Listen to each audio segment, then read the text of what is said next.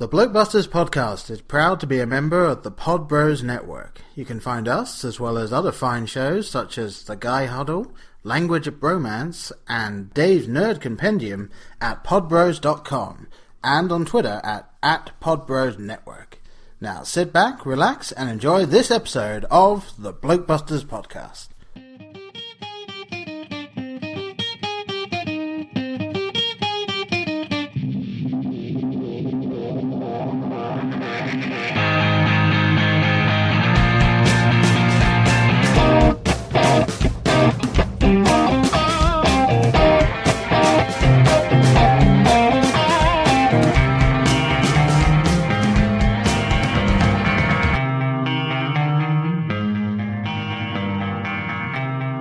Welcome to episode 52 of the BlokeBusters podcast. I'm Brian. And I'm Paul. And today we will be talking about Ant-Man, as Yes, I'm sure we you can will. see from the title. Yep. Just a quick bit of business real quick though. If you'd like to get a hold of us, best way is on our Twitter at BlokeBusters. Facebook, of course, we're on there at facebook.com/BlokeBusters. Anything else that we have, you can find through there. Yeah, email website, us. email. Yeah, website, email. Just, feedback. We love it. So I'm going to toss it over to you, Paul, for nuts and bolts on this film. Nuts and bolts, of course. So, Ant-Man directed by a man called Peyton Reed. Yes. And if you have no idea who he You're is... probably hearing that name for the first time, like most of us. that is one of those things that... he's done a couple of things that you might have heard of, but you wouldn't necessarily seek him out. The most recent one is the 2008 film Yes Man. So, And before that, The Breakup. yeah. Bring It On. Nothing of those says, hey, I'm going to tag you for Ant-Man. So, apparently the... So good get for him. Yeah, the people that signed him on were a big fan of romantic comedies, I think. And Apparently. Mm-hmm. yeah, and so they thought, let's bring him on for something that isn't a movies. romantic comedy. And the budget, $130 million, which I think is actually a little low for a Marvel A little film. reasonable, I think, yeah. And the box office, as of Saturday the 25th of July, which is 8 days after release, 144,945,000. Doing just fine. Yes. Doing a little better than Terminator Genesis, I think. God, I hope so. That'd be depressing. Let me just flip back here. Okay, when we did it, the budget was 155 million and they were at 174 million. But that was, 2-3 weeks after? But Ant-Man will keep chugging along. Yeah. Terminator people were excited about, then realized it's a piece of shit. And stopped going to it. Yes. So, yeah. Alright. Yeah, let's talk about a decent movie. Yeah. So, shall we get into the cast? Or do you want to do the plot first? Quickly run through the cast, I think. Alright, so you got Paul Rudd as Scott Lang or Ant-Man, and I put in bracket 2 because he is the second Ant-Man. Okay. Evangeline Lilly as Hope Van Dyne. Corey Stahl as Darren Cross. Wonderful last name there. Yes. Bobby Cannavale, whatever. He plays Paxton, who is the cop fiancé of the ex-wife. Yes. And Michael Pena as Lewis. Michael Douglas as Hank Pym, otherwise known as Ant-Man the first Ant-Man. Uh-huh. And then just a couple of cameos, John Slattery and Haley Atwell as Howard Stark and Peggy Carter.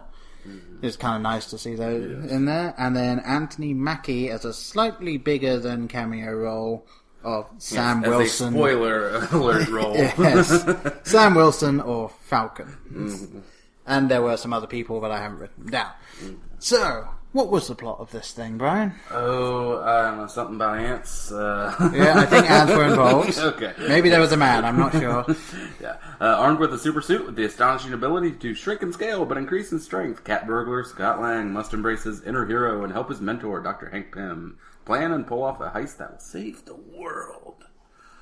Yeah. Yeah. So, yes, it's a heist movie with superhero Yeah. superheroes. And, well, it's a comedy heist movie that has superheroes, is how I look at it. Okay. Yeah, it's Ocean's 11 meets The Avengers. So. Kind of, yeah. I mean, definitely much more geared to the comedy. Like, all the Marvel films have comedy in them. Yeah. But this, I think, was a goal that, Edgar Wright had. Yeah. Writing this, this, is going to be, number one, a funny movie. And then an action movie. Yeah. Right. And I do think that you could tell which scenes they didn't adapt too much after he left. Yeah. Mostly the dialogue scenes.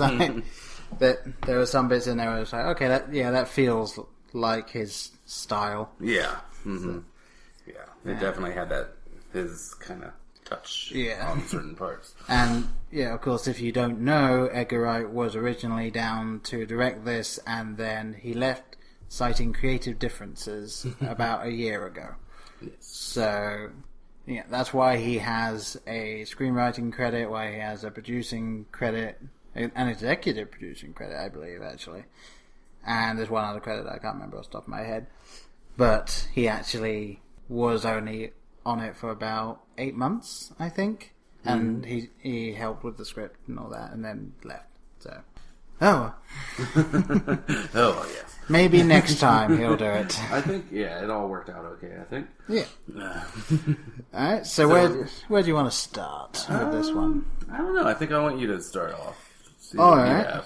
Well, one thing that I want to bring up, get it out of the way right now, actually, is something that this film really glossed over the whole Hank Pym's wife character, because on doing a little research for this, the Wasp, or whatever her official name was, I didn't write it down, so do forgive me for getting that wrong.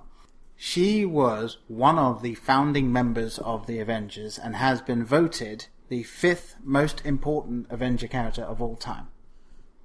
In this film, she is on screen for 5 seconds, and you never see her again. So nor does anyone else. Yes, exactly. Never to be seen again. Yes.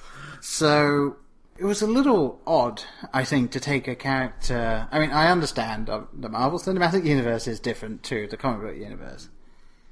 But that would be kind of like taking the Green Lantern and sending him off on a mission in the first issue of the Justice League, and then he still hasn't come back 20 years later. Like, it's a little odd of a choice. But I know, by and large, people don't even know of Ant-Man to begin with, so I don't think they're going to be bothered by this character, disappearing that they didn't realize was important. Yeah, people that aren't comic book nerds, or people that do research on these things, they're not going to know. So, would you say this is kind of another Guardians of the Galaxy-esque thing, where people are going because it's Marvel, not necessarily because they know the character? They're just going because they didn't start off with Guardians or Ant-Man. They've established credit or reliability, and so now they can do these movies. And I think people will go because it has Marvel on it, and they know they're going to have a good time. Yeah. So you can pretty much do anything. I think you could have Oxygen Man, and it'll be interesting. It's just a blank screen. Yeah. Oh, it's amazing.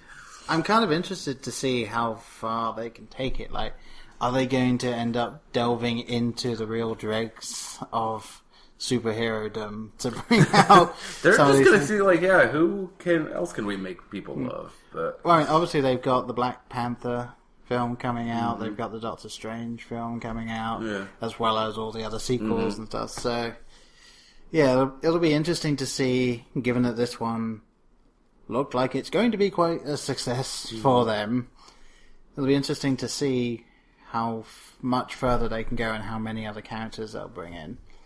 Which will it'll be fun. I envision a day where people will just say, let's go to the Marvels, meaning the movies. How Kleenex means one thing and jacuzzi is one thing, but they're individual brand names, but they represent the product. Well, so yeah, you're just, I saw a shitty Marvel. Well, it was a romantic comedy. It wasn't a true Marvel. Well, I mean, I was talking to my friend I went to see this with, and I said that I'm genuinely getting a little worried that Disney is going to become the biggest studio in the world at this point. They own Marvel, they own Star Wars, they have Pixar, and they have their own animation studio, and every single thing they bring out, with the exception of cars and planes, has just done brilliantly. So it's Cars 2, to highlight that point a little better. Well, Cars did well, I think. It did. I mean, I would argue it's not that great. Well, it's not the best, but Cars 2 was and then I didn't even bother with the planes thing, and then they had the direct one, planes and rescue, I don't know, that whatever. Fire rescue, we're not counting those, and I don't think they do either. But back to the Marvel division. And I am a little worried that within about, let's say, 5 years, half of all films are going to be coming out of Disney. Other studios are either going to be bought up by Disney or just shut down because they can't compete. It's going to be small independent movies and Disney. That's it. I don't know. It's the way it's going. Yeah. All right. Now, correct me if I was wrong here. The Corey Stoll as Darren Cross. Mm-hmm. Did you see him on screen and think, did they get Paul Rudd to put a bald cap on and play the villain as well? Not a bit. No.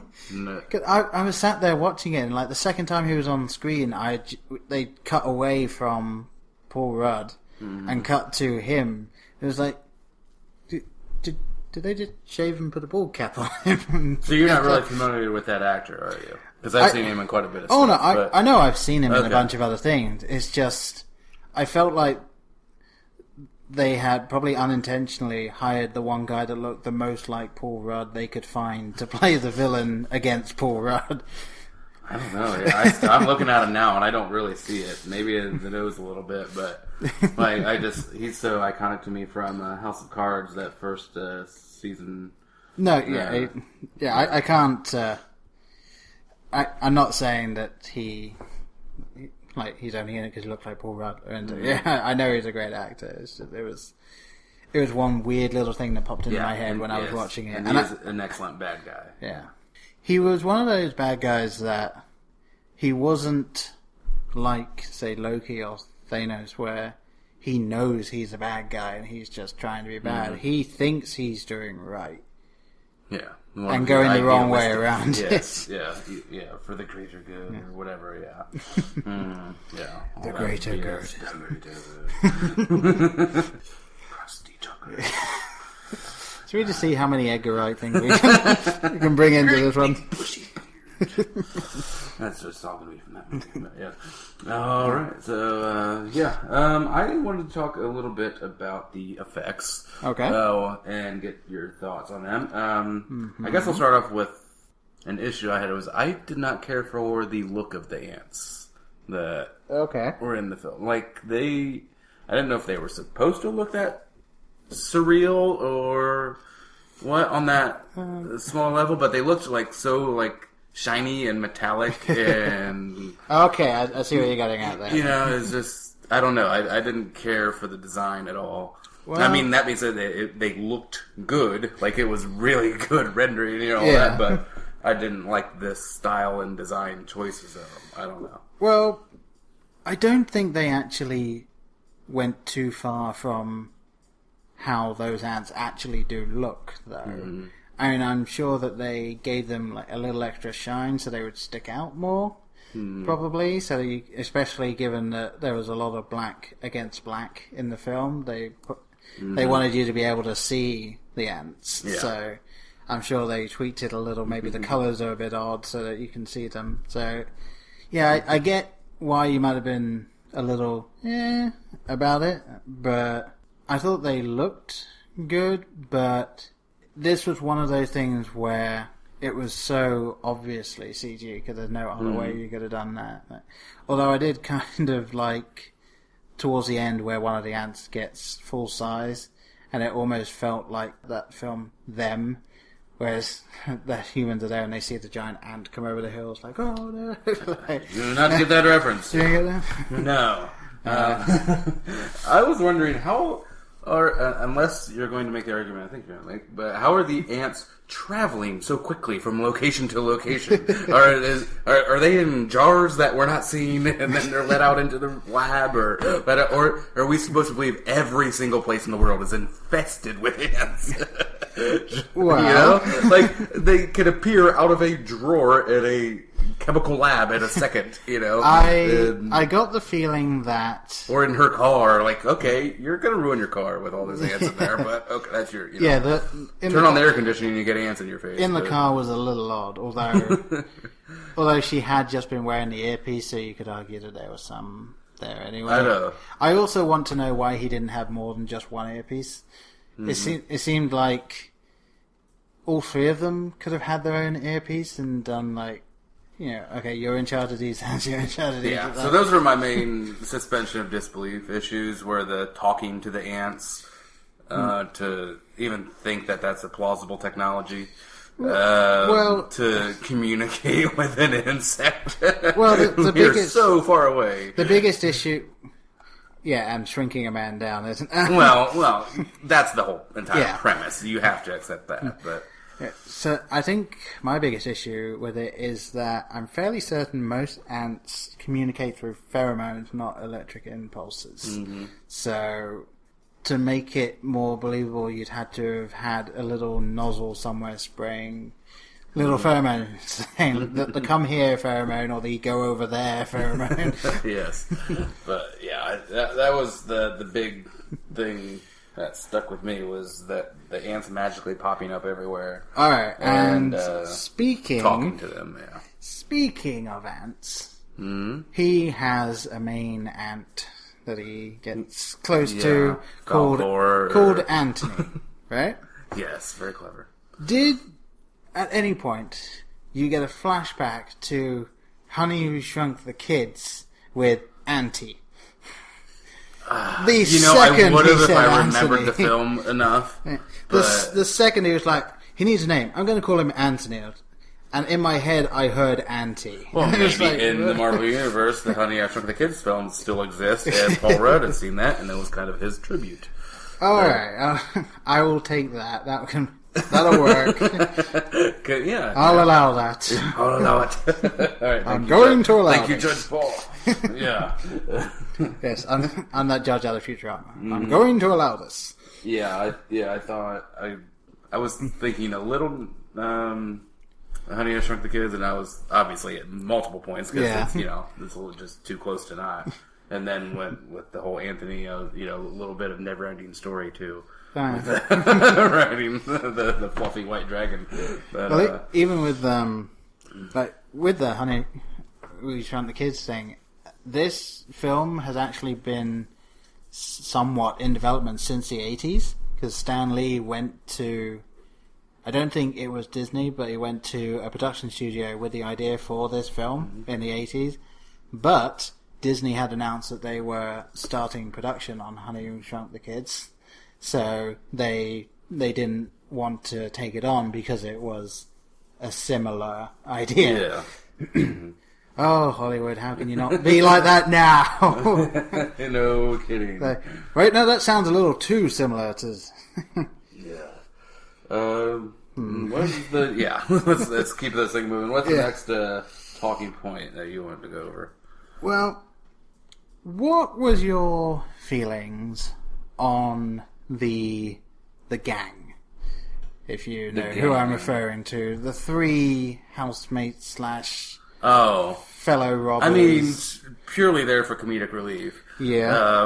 And Luis, the main, played by Michael Pena, who's a really good, just dramatic actor too. If anyone hasn't seen End of Watch with Jake Gyllenhaal, the pieced together surveillance footage, found handheld camera cop movie. It's amazing.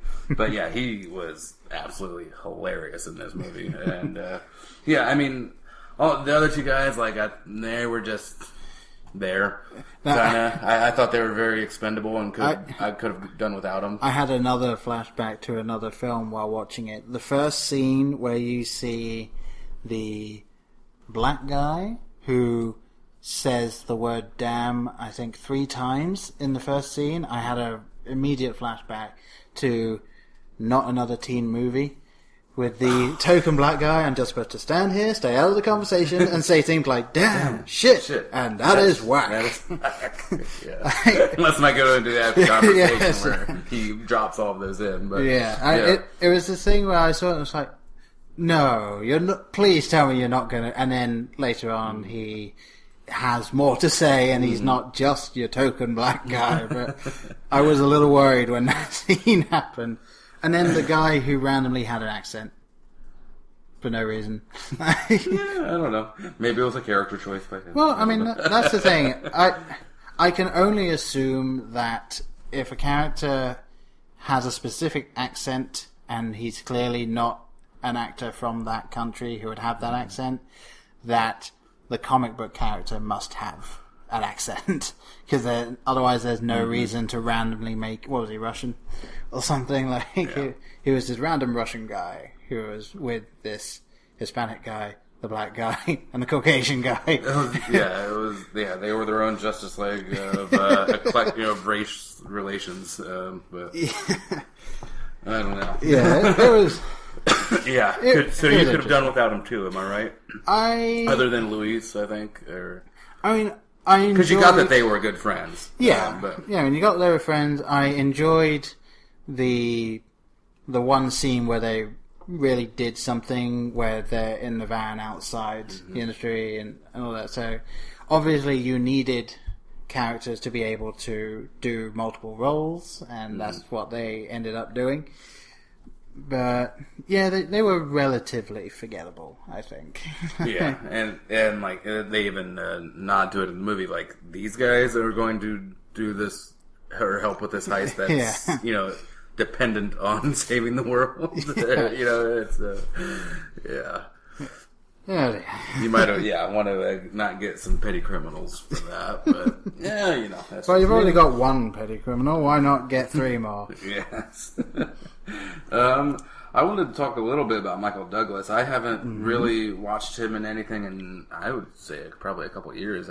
I know he's made a few things. But I really, really enjoyed him. I thought he was just really funny, actually, which I haven't really seen him do a lot.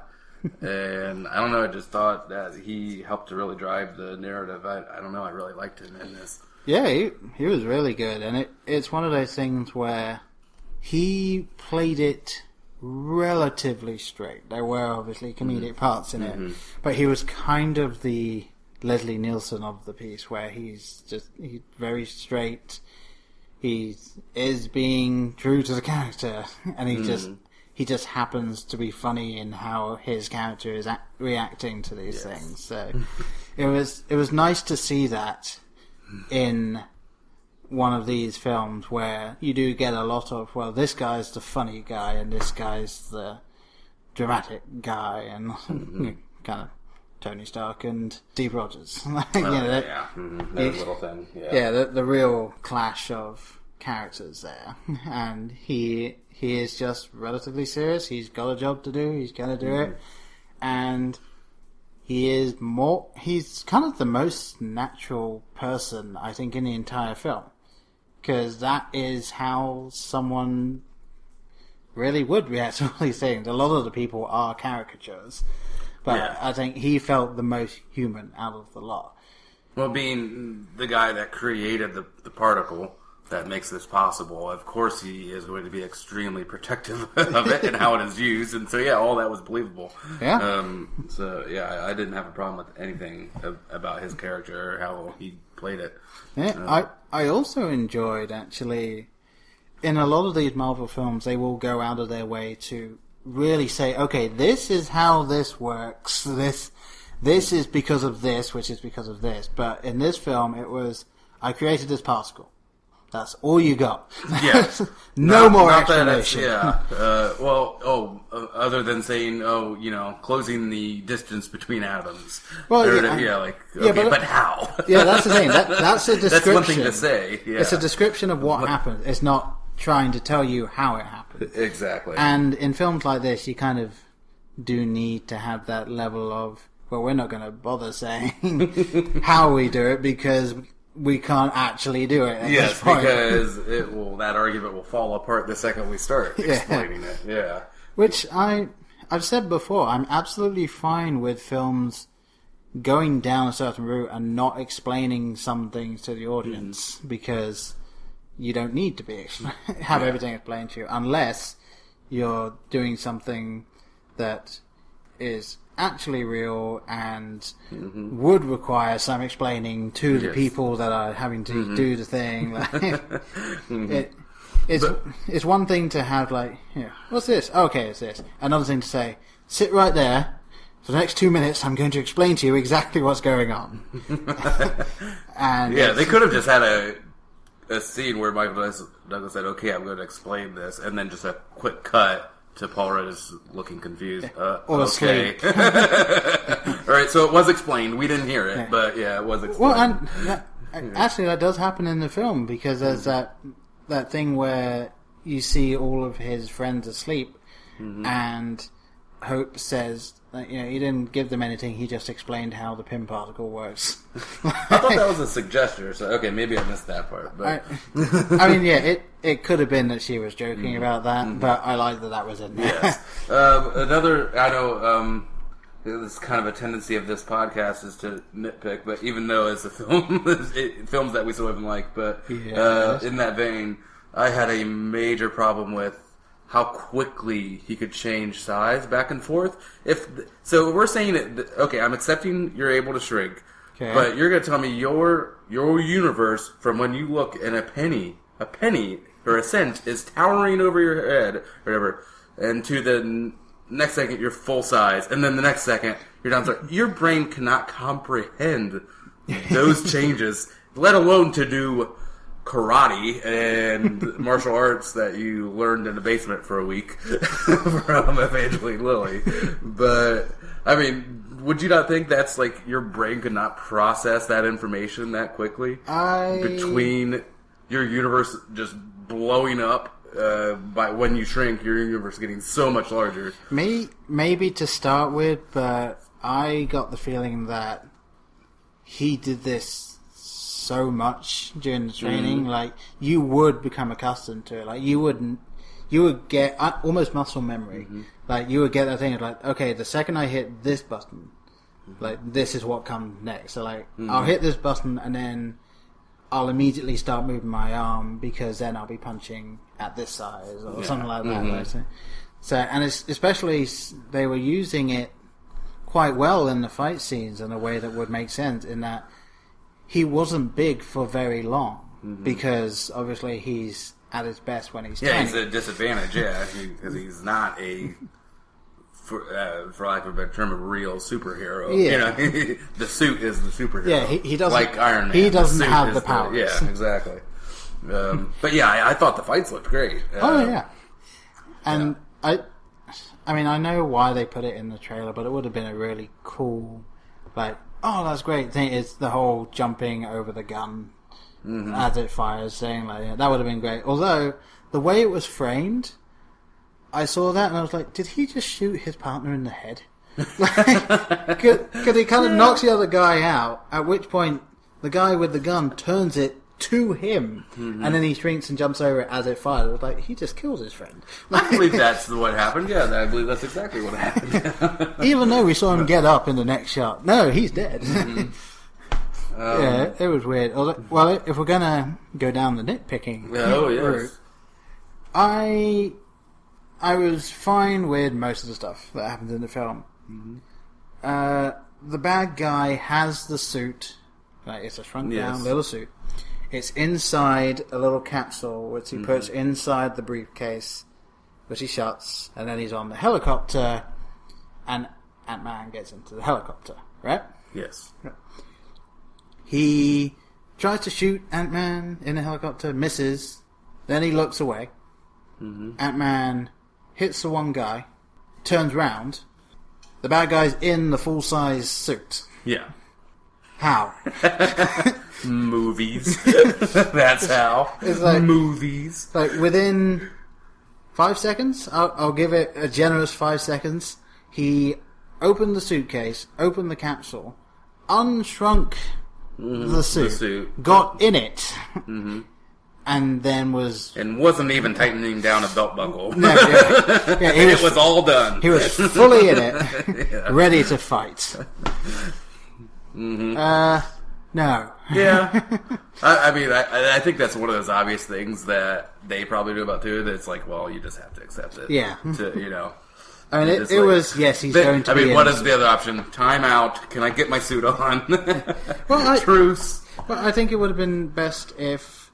Cause there's one point where Ant-Man falls out and he's holding on to the strap outside the helicopter. Do it then. Yeah. But no, he gets back into the helicopter, continues to fight, and then the guy changes into the outfit. It's like, no, you could have managed your time a little better there, I think. Someone who's in charge of a company would have a little better time management, I think.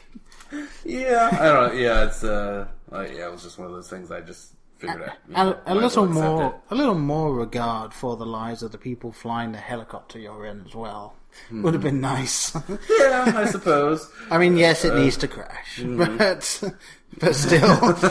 There is a lot of, needless, death like that. But I don't know how, we talked trailers a lot on this podcast and the benefits and disadvantages of said trailers. Yeah, but we do try not to go on too much about it. But it is, a common theme. And but this film, I felt I was able to pick every single trailer moment out. Like, usually, a few will get by me, and I'm like, oh, I don't realize till after it's over that, oh, yeah, that wasn't the trailer. Like, as the scenes are developing, I'm like, oh, here comes the trailer moment, here comes the trailer moment. Yeah. And so that, weighing in on the disadvantage side of it, takes a little bit of the oomph out of the action. Like I said, the jumping on the gun thing, like that would have been a nice moment if it wasn't in the trailer.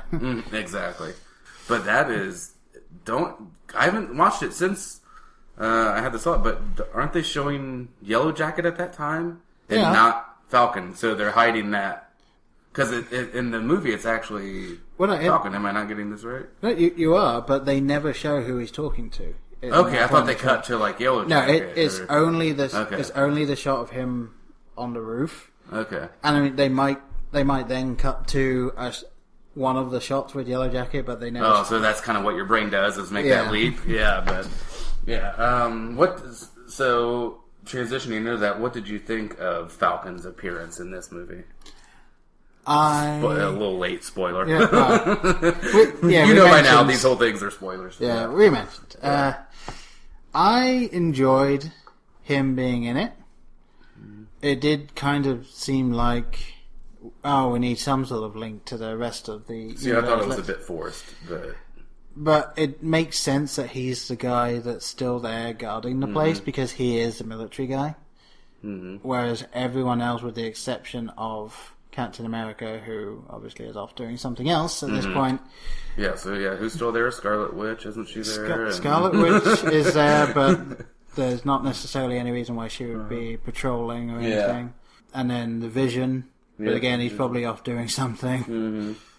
So there's several people still in it, but it made sense that he was the one patrolling, and then it was clearly also in there to show Ant-Man can go toe-to-toe with an Avenger. So. Yeah, I know. I don't like too much of the world. I know it's the same universe, but I kind of like the films to be independent. I don't like too much of the crossover. Right. Do you think it was a studio note of we really do need to have something in here? To me, I think it was kind of just a doubt of we don't think this movie can just be on its own. Like Ant-Man isn't good enough on his own. We need an Avenger in there. I don't know.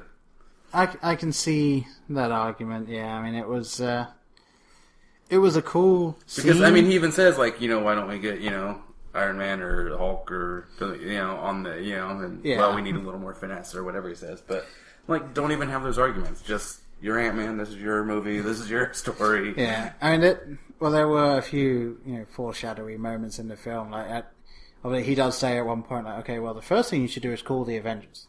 And then there was, obviously, just jumping points a little bit, but the whole thing where it's like, don't mess with the regulator.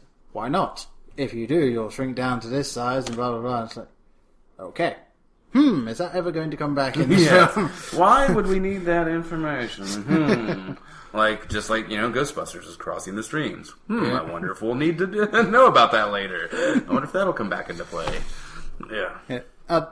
Did you,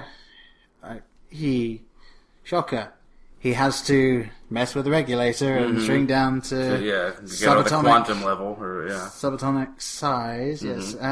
Did you get any interstellar twinges? A little bit. Yes. Yep. I got some interstellar. Got some Tesseract.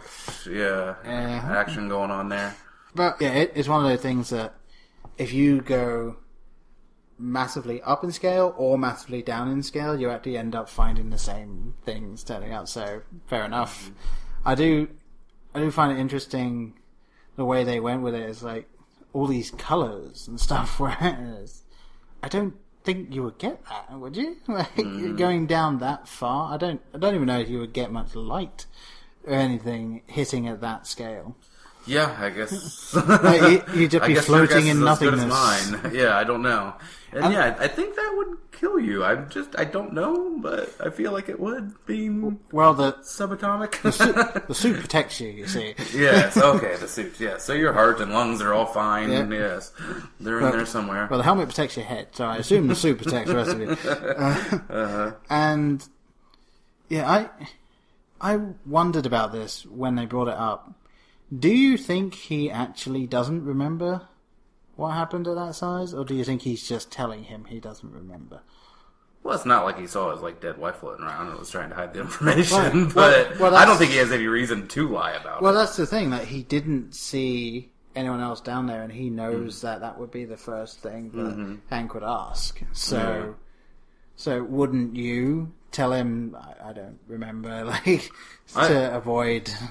So, I don't know, maybe I felt like he delivered that line was genuine or sincere. I feel like he didn't remember. I don't know. Or maybe it was a half-truth, like he... Not much to say about it. It was weird. End of story. Yeah. It was really weird. I don't have the words to explain it. So let's just say I don't remember. Yeah. And I wondered as well, because obviously the way he gets out of this weird world is he puts the thing that he has on his belt that makes things grow into the regulator. So I guess that would be what happened to him. So does that mean that when he's back to full size, he still has that in his regulator?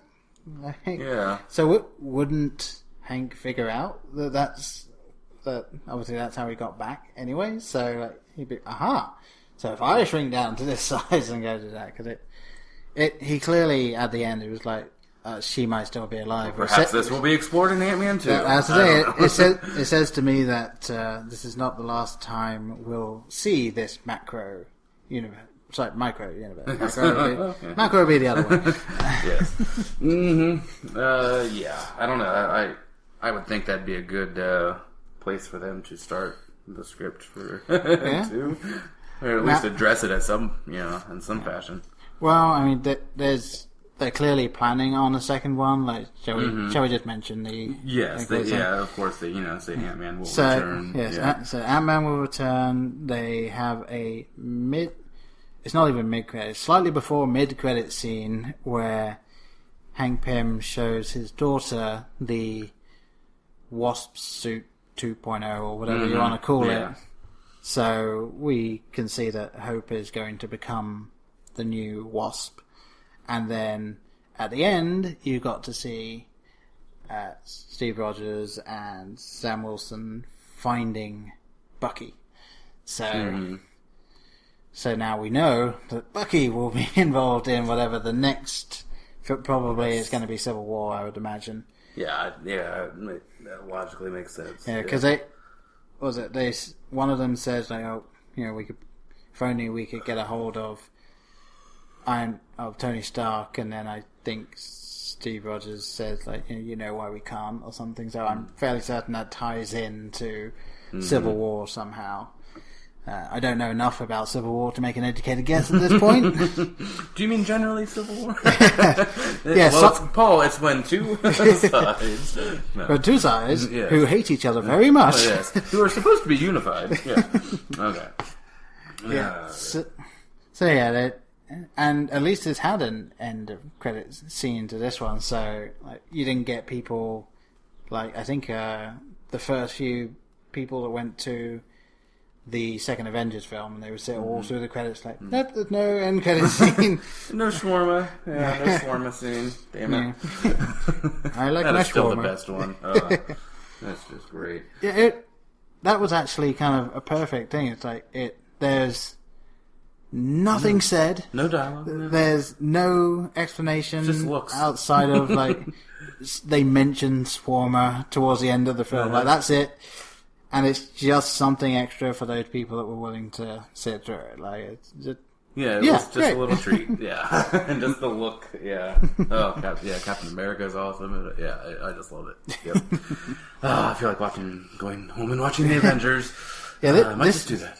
This is going to be a point. Can you imagine in, let's say, again, 5 years' time, there's going to be things where cinemas will, for a weekend, put on every Marvel film.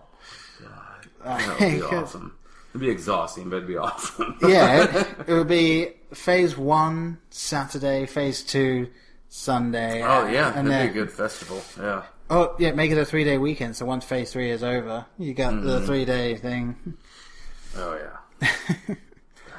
Yeah, awesome. And, well, how about we put it in here then? So where would you rank this film in the Marvel Universe things we've seen so far? As far as just like favorite Marvel films so far.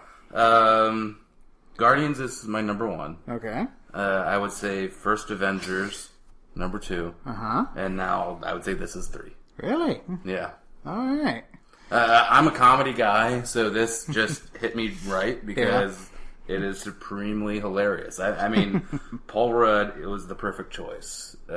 He just has that just kind of snarky, sarcastic, sometimes deadpan, just, okay, so we're going to break in and, like, it's a cheesy line, so breaking in and steal stuff, okay. All right, But with him, like, he can deliver those lines, and, I was laughing the whole movie, and some of the stuff I didn't find as funny, but as other people around me, I was in a packed theater. You know how much I love that, Paul. Oh, yes. But I don't know. I just thought this was a really fun experience. So, I don't know. How about you? It was. I mean, comedy-wise, it... Oh, no, shoot. All right, sorry, go ahead. I forgot about Winter Soldier and how much I loved it. Alright, so let's say it's in your top 4. Tied for 3. Okay. Tied for 3. Okay. Alright, well, I think you kind of nailed it with Guardians first Avengers second.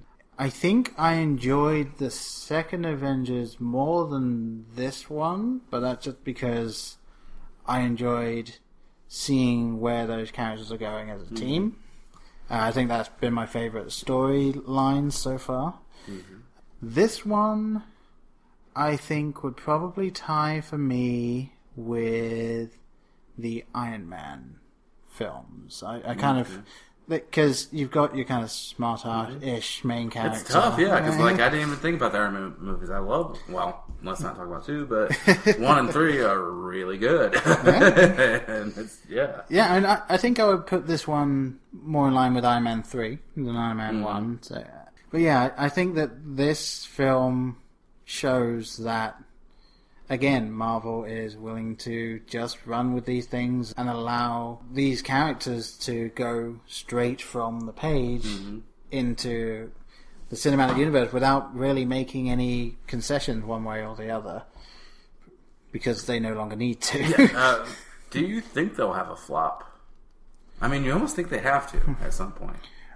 And it depends on the being definition. By Marvel standard, like what they've established as a successful movie, you know, like only making like 40 million or something the opening weekend. Yeah. You know, something like that. Or you'd be like, oh shoot, we didn't clear 90 or 100, you know? Yeah, I genuinely don't know at this point. I think that you're most likely to have something happen where they either go so obscure that people won't go just because they'll have never even heard of this. Like, people that might not know what Ant-Man is have probably heard the word Ant-Man before. And Guardians of the Galaxy was grandiose enough that people would know. But, I think unless they really start going into... Because, there's some characters where... Well, let's say Iceman from X-Men. A film based only on Iceman from X-Men. I don't think that would do as well. No, or like and I'm not just saying like Black Widow. Like a Black Widow standalone, I don't think would do very well. Certainly not Hawkeye. It wouldn't, unless they made the film about what happened in Budapest. Exactly, that's what you'd have to do with it. Yeah, it'd have to be more of an origin story, like a, X-Men origin story. And what's probably helping is that the TV shows they're putting out are, A, giving you some extra little backstory, so if you're following them, you'll get these behind-the-scene thing. And also, we actually do know, if you've watched the Agent Carter series, then you know what Natasha's backstory is, because they come across a character who has gone through the same academy that Natasha went through. So we know what happened to her when she was younger. And we know why she is the way she is now. Obviously, we still don't know what happened in Budapest or any of those missions, but yeah, it's something that they're able to flesh everything out. The only way I think they would have a flop at this point is if they seriously miscast the film. Yeah, casting, that's a really good point. Yeah. The writing teams, they seem to be doing quite well as well, so I think you're going to need... and they're tapping, like, unknown directors that are, like... unknown to the public as a whole. Yeah. James Gunn, nobody knew who the heck he was. This guy, Reed, nobody knew who he was, and they're still hitting it out of the park. So I think you're right. It has to be a casting issue where I think it needs to be a combination of two out of the following three things. It's either going to be serious miscasting, a writing team that just doesn't get it and it somehow gets past the Marvel higher ups, and a director who, it turns out, wants to go a way that is totally different to the reason why they brought them on. So like, casting example would be Kate, I know different DC, but Kate Bosworth as like Lois Lane, horrible casting. Yeah. Actually, Brandon Routh, pretty bad casting too. But true. However, I think he redeems it by being in Scott Pilgrim as the superhero villain. Yeah, but Superman, come on, you got to take that seriously. Yeah, I'll and then another example of what you're talking about, Ang Lee. Like, not the right director for a superhero movie. No, that was also back when they still wanted it to look like a comic book. Yeah. Which works in, like, Sin City.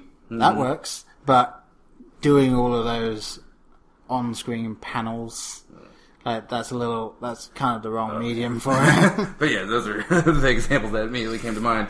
And I was having a discussion with another friend of mine about...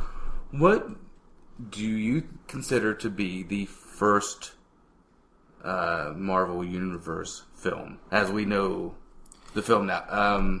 Because I think there are two possible answers, and they both came out in the same year, if that's any clue. Do you mean as in, like, Phase 1 Marvel, or do you mean as in the very first Marvel superhero? I mean, that it's still, like... using this canon, essentially, yes. Okay. Because that was a pretty good hint there that both of these films came out in the same year. Yeah, well, that's the thing. I'm trying to think, going back. Using this canon, then technically, The Incredible Hulk is up Damn for you. attention. Because my answer... Only because I know what he you're gonna makes say. a reference in The Avengers to something that happens in The Incredible Hulk. And Iron Man shows up. Or Iron Man is... And Iron Man, yeah. But my answer is Iron Man. I think Iron Man is the first... first really full movie of this canon we're in. And The Incredible Hulk, I don't know if I can count casting as an issue or not because it's a different... it's Ed Norton and not Mark Ruffalo. The only thing I will say about it is I would prefer to think that Iron Man is the first, them officially trying to make a full arcing story. It's like Iron Man is the origin of all that. The Incredible Hulk only counts because they technically do acknowledge that it exists, and they did use the end credits to have Tony Stark in it. Mm-hmm. But it doesn't feel like the other Marvel it doesn't films. feel like this one. So I don't know. I want a heated debate on that. I want to hear what is the first movie of this canon we're in. Yeah, and it's an interesting idea. It entirely depends on exactly what you're looking for. And both of those movies came out in 2008. Yeah. I don't know which was released first, but... Well, you probably could have looked it up before we started this. I could have, but why? I want to just leave that to... Yes. I don't want that to be relevant at the moment.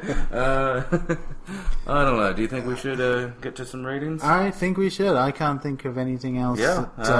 There's scenes and scenes we could talk about, but if you're listening to this, you've seen the movie. If you're smart. If not, well, we sort of apologize, but you are still listening. Still, this is something that I think that could be spoiled, and there's still so much in it for you. Oh yeah, it's the interplay between all the other characters is what kind of makes this film. Yeah, Evangelina Lilly and Paul Rudd, I thought were just, the chemistry was good there. I didn't think it was too forced. So who's up? I can go first. You go ahead. All right. Well, obviously, I said I didn't think it was as good as Guardians of the Galaxy. And I had the odd nitpick of how did he get into that suit so damn fast? It's minor. Yeah. But I think overall, I didn't really have any major issues with the film. Casting was great. It was shot well. Great writing. Yeah, I have no idea how much of it was Edgar Wright. So I'd put it about 60%, 65. Yeah, let's assume so. Yeah. That's Alright, I think I'm gonna go with a minus... Well, hang on. Just before I say that, I think I'll just quickly go over the actual rating scale, just in case this is the first time. Just a quick refresher. Yeah. The way we do it is... We want it to be somewhat different from regular rating systems. 0 is an absolutely perfect film. Guess what? We haven't given any film that. Oh, Lincoln got close. Very close. Basically, Lincoln and Shawshank Redemption are going to be right up. Unbeatable, pretty much. Yeah. And so we take off at our own discretion points for any problems we have, or we try and keep personal opinion, sort of keep it critical, but... It's also more of just a general overall feel. So, we to start off with, if it's really good, it's only a minus 0.2 or minus... but then you get into, your minus 2s, your minus... And casting Di Antwoord in your movie is a big hit. Just for future filmmakers, you're going to lose quite a few points just by doing that. What could he be referring to? I don't know. So... My feeling behind this, I'm going to go with, I think, a minus 2. And Jesus. I nailed his guess. Well done, sir. I knew that's where you were going with that. All right. All right, then. So, you're there. I'm not even going to bother guessing. I really want to say 1.5, but I think I'm right there with you with a -2. Because I know it's still fresh in my brain, and I know yours because we've both seen it very recently. Yeah, I saw it yesterday. I saw it. It's about 3 days ago. Yeah. So I recommend it highly, as I would pretty much any Marvel film. There's not a whole lot wrong. Like I mentioned my few issues with some of the suspension of disbelief stuff with the ant and the size changing and the ants being everywhere at once and all that stuff. But it's a really fun movie, of course. It's hilarious. There's good action. It's pretty much it's like all the things you could probably just listen to this and think I was talking about Guardians of the Galaxy. And just that. Kind of. Because that also had really well done humor. And I'm fairly certain we rated that one a little higher. Probably, but it's amazing. Yeah. Sort of. Sorry, nothing. Just in case you couldn't tell, we like Marvel films. Just a touch. -2. Just a few issues, but overall, really, really, really well done. Yeah. All right. Well, I'll say if you want to tell us if you agree or disagree or just don't care.